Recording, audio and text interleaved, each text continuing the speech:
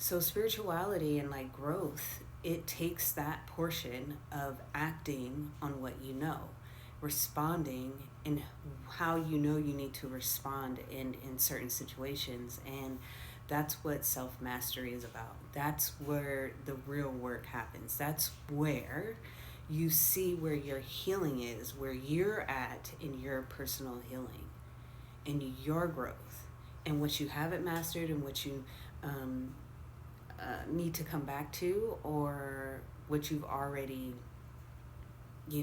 mastered, what you've already, like, okay, I understand that pattern, I understand that cycle, and it's happening again.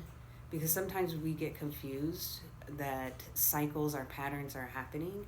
The pattern is happening and the cycle is happening so that you can understand where you are at personally.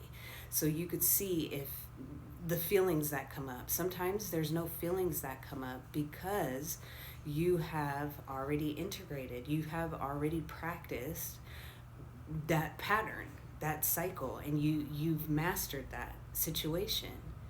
So, patterns and cycles are not a bad thing. They just help you recognize where you're at in your own growth. So that's what integration is about. That's where self mastery comes into play. And this is why we always talk about have grace for yourself, have compassion, like you're doing the best that you can, and you'll always have a chance to try again, to make it better, to respond differently, to feel your feelings.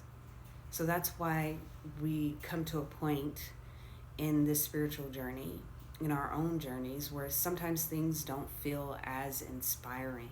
But that is where the real work is in that time, and you make it out on the other side. You spin out on the other side, and then you're renewed. So be kind. You're good. Be kind to yourself, be compassionate, and you always have a chance to practice and to get better and to grow and to love on yourself even more. Because that's mostly what it's about, is loving yourself when you have those opportunities, when it doesn't feel so great. I love y'all.